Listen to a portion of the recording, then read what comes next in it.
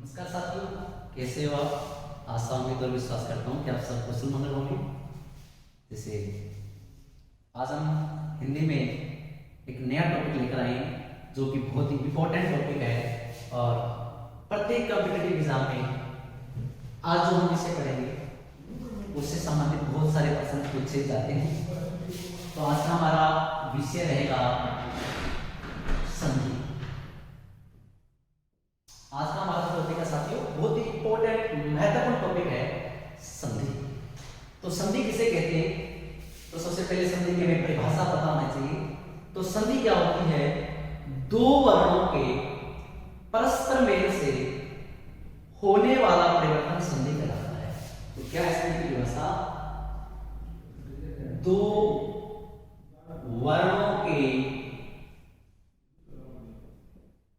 Mail से, दो वर्णों के मेल से उत्पन्न, दो वर्णों के मेल से उत्पन्न होने वाला जो परिवर्तन है, दो वर्णों के मेल से उत्पन्न होने वाला परिवर्तन, दो वर्णों के मेल से उत्पन्न होने वाला परिवर्तन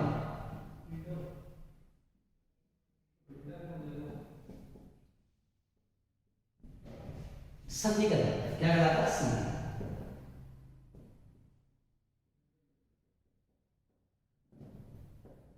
तो ये हमारी संधि की परिभाषा है। संधि किसे कहते हैं? तो दो वर्णों के मेल से उत्पन्न होने वाला परिवर्तन क्या कहलाता है? संधि कहलाता है। दो वर्णों का आपस में मिलना और मिलकर कोई नया शब्द बनाना क्या होता है? संधि कहलाता है। जैसे मान के चलिए गज प्लस इंद्र है, तो दो वर्णों में परिवर्तन हुआ, ए और ई में ए हुआ, क्या बना? गजेंद्र। तो दो वर्णों में परिवर्तन हुआ और गजेंद्र शब्द बन गए। तो ये हमारी क्या होगी? संधि होगी गजेंद्र। या रविंद्र कर लो, गजेंद्र कर लो, विद्या प्लस आगे विद्यालय कर लो, तो ये क्या है? संधि है। उसके बाद क्या होता है? संधि विच्छेद होता है। क्या होता है? संधि विच्छेद।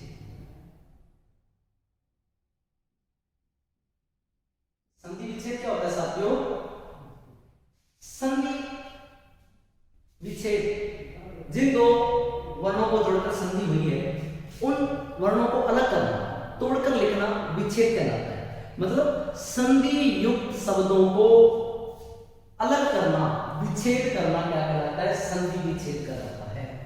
संधि युक्त शब्दों को अलग करना, विच्छेद करना क्या कहलाता है? संधि विच्छेद करना। जैसे गजेंद्र है, ये गजेंद्र इसकी संधि है और इसके विच्छेद क्या करेंगे? इसको अलग कर देंगे, गज प्लस इंद्र। ये इसका क्या हो जाएगा? विच्छेद। विद्यालय, संधि विद्यालय शब्द है, इसका संधि विच्छेद की तो विद्या प्लस अदय बन जाएगा। ठीक है साथियों, तो ये हमारी संधि की परिभाषा है। दो वर्णों के, संधि में किसका परिवर्तन होता है? दो वर्णों के मेल से परिवर्तन होता है, वो संधि होती है। और संधि विच्छेद क्या होती है? संधि युक्त शब्दों को अलग करके लिखना संधि विच्छेद कहलाता है। तो आगे देखिए, संधि के कितने पार्ट है उसके बारे में हम जानेंगे, कितने भेद है संधि के। तो देखिए, संधि के तीन पार्ट हैं। कौन कौन से हैं? स्वर, व्यंजन और विसर्ग। संधि के तीन पार्ट है, संधि के तीन भाग है या तीन भेद है, स्वर, व्यंजन और विसर्ग। तो सबसे पहले हमारा क्या पढ़ना है? स्वर पढ़ना है। स्वर संधि किसे कहते हैं? स्वर संधि के बारे में जानते हैं। स्वर संधि क्या कहती है? देखिए, स्वर संधि कहती है कि स्वर के बाद, स्वर के बाद स्वर आने पर क्या कहती है स्वर संधि? कि स्वर के बाद, स्वर के बाद स्वर आने पर जो परिवर्तन होता है वो क्या कहलाता है? स्वर संधि कहलाता है। स्वर के बाद स्वर आने पर जो परिवर्तन होता है,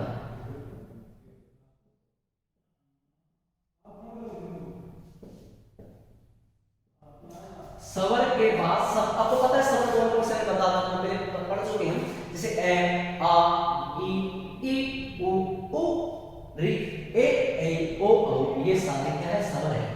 स्वर संधि क्या कहती है कि स्वर के बाद क्या आना चाहिए, स्वर आना चाहिए। स्वर संधि का रूल है ये नियम है स्वर संधि का। जैसे मान के चलो अब रवि प्लस इंद्र है, मतलब ई है, स्वर है, और स्वर के बाद ई है, स्वर के बाद स्वर आ रहा है, इसका रविंद्र बना है। कैसे बना तुम्हें बताना है, आप इतना जानो ई है, ई के बाद ई है, मतलब स्वर के बाद स्वर है, रविंद्र बना तो स्वर संधि है। विद्या प्लस आगे देख सकते हो आप, जैसे विद्या प्लस आने, मतलब आ के बाद आ है ना, तो आ के बाद आ है तो स्वर संधि है। तो ये स्वर संधि क्या किसे कहते हैं, स्वर के बाद स्वर आने पर जो परिवर्तन होता है वो स्वर संधि कहलाता है। ठीक है, और स्वर संधि में हमने पढ़ी व्यंजन, ये सब इसके बाद में जानेंगे। अभी तो स्वर संधि है उसके आगे 5 पार्ट है। स्वर संधि के भी आगे कितने भेद है, 5। तो स्वर संधि के 5 भेद देखिए कौन कौन से हैं, दीर्घ, गुण, वृद्धि, यण, आयाम। तो क्वेश्चन बन रहा है संधि कितने भेद है, 3, 2, 5, 4। तो संधि के भेद 3 है, स्वर पहले विसर्ग। पूछे स्वर संधि कितने भेद है, 3 नहीं, संधि के 3 भेद है, लेकिन स्वर संधि कितने भेद है, 5 है।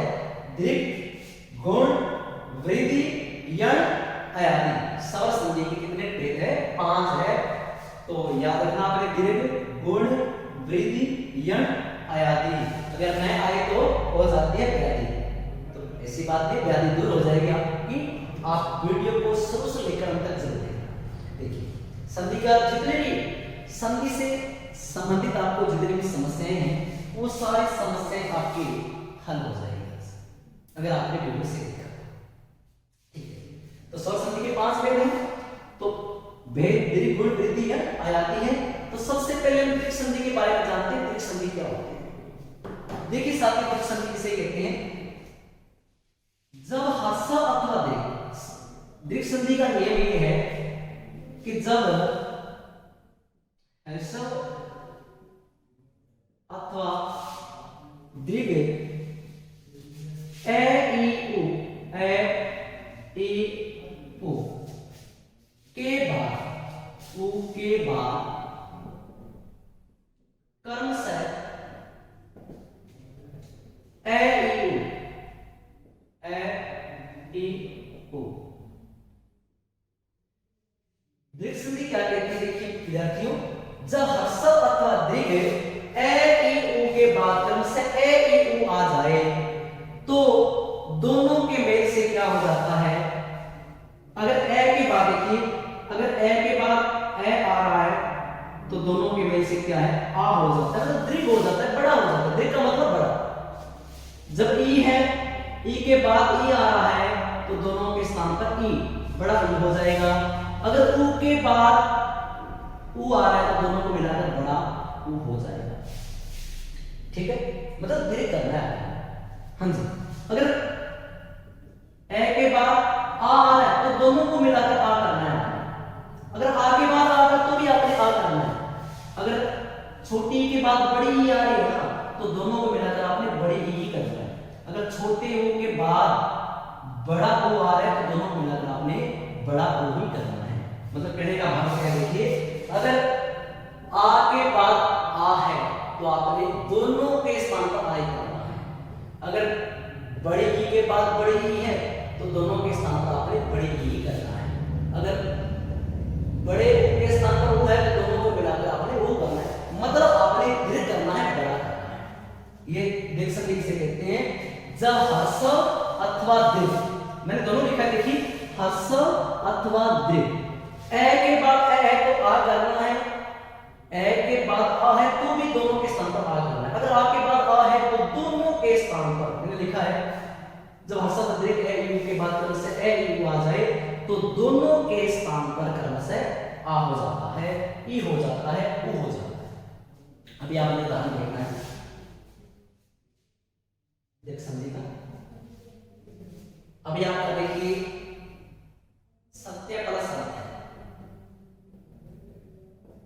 सत्य प्लस सत्य।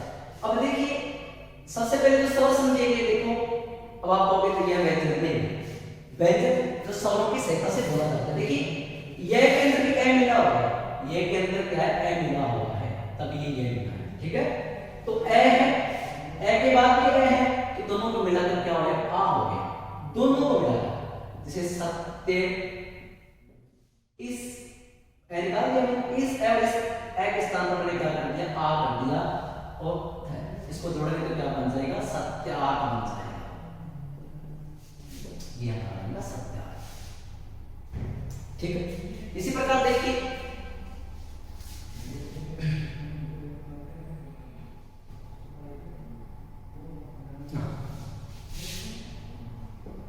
मुनि पद सिंदर है,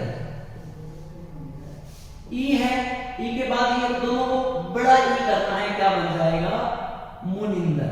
बड़ा ई करेंगे तो ये मात्रा पीछे चले जाएगी। इसी प्रकार रविंदर, रवि पद सिंदर, ई के बाद ई है तो दोनों के स्थान पर क्या हो जाएगा, बड़ी ई हो जाएगी। मतलब रवि पद सिंदर है, इस ई और इसी के स्थान पर हमें बड़ी ई करके क्या बना देना है, रविंदर बना देना है। इस प्रकार हमारे बहुत से जो और भी शब्द है वो भी हमारे सारे क्या है, बन जाएंगे। ठीक है, तो ये आपके क्या होगी, देख सकते हो।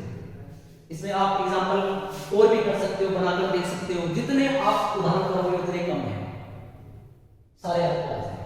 लेकिन आपको पता लग गया संधि, जब हर्षद अतिरिक्त ए ई उ के बाद ए ई उ आ रहा है तो ए के बाद है तो आ, ई के बाद ये तो बड़ी ई, उ के बाद हो तो बड़ा हो। मतलब दीर्घ करना है, बड़ा करना है, आपको ये रूल याद रखना है। ठीक है, मुनिंदर है, सत्यार्थ है, नारी प्रशिष्ट को ले लो, नारी स्वर हो जाएगा, नारी प्रशिष्ट। अब आपको वो जी हमें बड़ा होगा, हाँ इन दोनों के साथ हमने बड़ा करना है, तो जैसे ना रहने से नहीं निकालना, तो ये और इस ई और इसी दोनों के स्थान पर हमने बड़ा ही करना है। इसको जोड़ेंगे तो हम नारिस्वर बन जाएगा, नारिस्वर। ठीक है,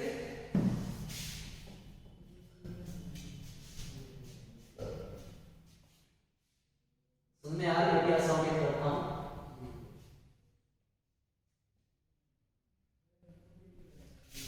देखिए साथियों, बहुत ही महत्वपूर्ण टॉपिक है, आपने इसको छोड़ना नहीं, बिल्कुल आपने एक एक चीज को समझना है। अब हम पढ़ेंगे गुण संधि के बारे में। आज के हमारी दूसरी संधि कौन सी है, गुण। दीर्घ के बाद हमारी गुण संधि। गुण संधि किसे कहते हैं, देखिए गुण संधि कहती है जब ए आ के बाद, गुण संधि क्या कह रही है, जब ए और आ के बाद कर्म से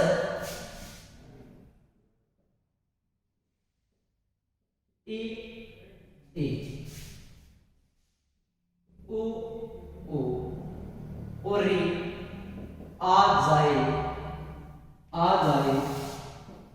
तो आ जाए तो क्या हो जाएगा, जो ई है इनके स्थान पर हो जाएगा ए, उ है उनके स्थान पर हो जाएगा ओ, और री के स्थान पर हो जाएगा आ। जब ए आ के बाद अगर ई आ गई तो ए हो जाएगा, बड़ी ई आ गई तो भी ए हो जाएगा, उ आ गया तो ओ हो जाएगा, बड़ा उ आ गया तो भी ओ हो जाएगा, री आ गया तो आर हो जाएगा। ठीक है, अभी देखिए आपने नरेंद्र देख लिया, नर प्लस इंद्र।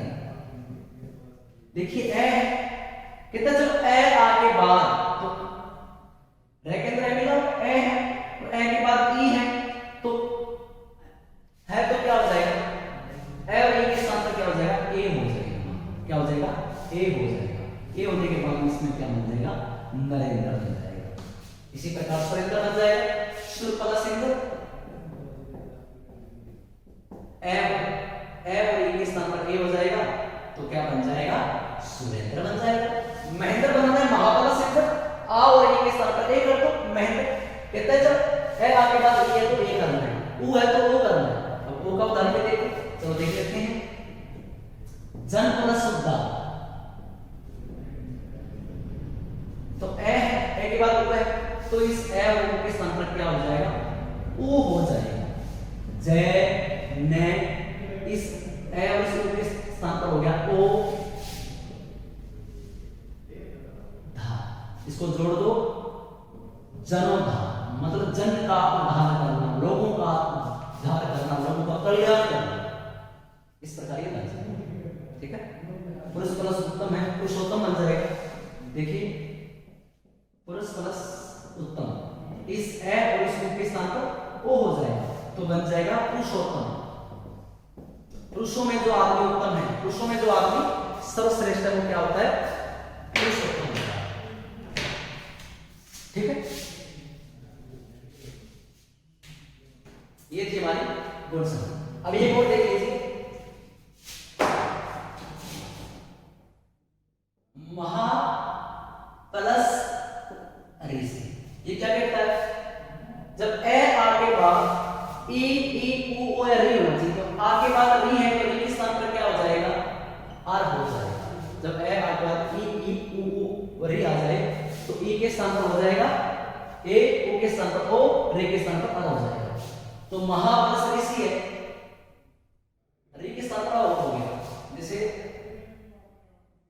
महा आर प्लस सी, तो इस आ और ये दोनों के स्थान पर होता हूं मैं है आर सी, तो मैं है के अंदर ये है में है मिल गया और सी, और जो आधा वर्ण होता है ना रै, इसे आता है तो आधा वाले वाले के ऊपर चला जाता है, मैं ऋषि बन जाएगा। मैं ऋषि कैसे बना, दोबारा देख लो, महा प्लस ऋषि कहता है आ और ई के स्थान पर अर हो गए, तो क्या बचा, मैं है अर सी, इसको जोड़ दिया, जोड़ो, मैं है के अंदर है मिलेगा है, सी लिख दो, तो आधा होता है वो अपने के आगे वाले होने के ऊपर चला जाता है, मैं ऋषि बन गया। इसी प्रकार सब ऋषि बन जाए। ये आपकी थी वृद्धि संधि। मैं आपको जितने एग्जाम्पल दूंगा उतने कम है, लेकिन अगर मैं एग्जाम्पल लेके बैठ जाऊं तो संधि हम समाप्त नहीं कर पाएंगे, बहुत ज्यादा इसके उदाहरण है। तो आपको जितने उदाहरण जहां से भी मिले आप उनको सॉल्व करके देखो, और न समझ में आए तो आप हमारे जो ऑफलाइन क्लासेस रहती है तक्षशिला अध्ययन केंद्र कोरीवाला में, तो वहां पर भी आप हमसे मिल सकते हो किसी भी समय आकर। और आज हम कितने पढ़ेंगे, संधि के दो भेद पढ़ेंगे, स्वरतिक दीर्घ और गुण, वृद्धि यण आयाति, जो पार्ट आपके रहने हैं वो आपको नेक्स्ट वीडियो में मिलेंगे। आज के लिए इतना ही पढ़ेंगे। जय तो भारतम, जय तो संस्कृतम।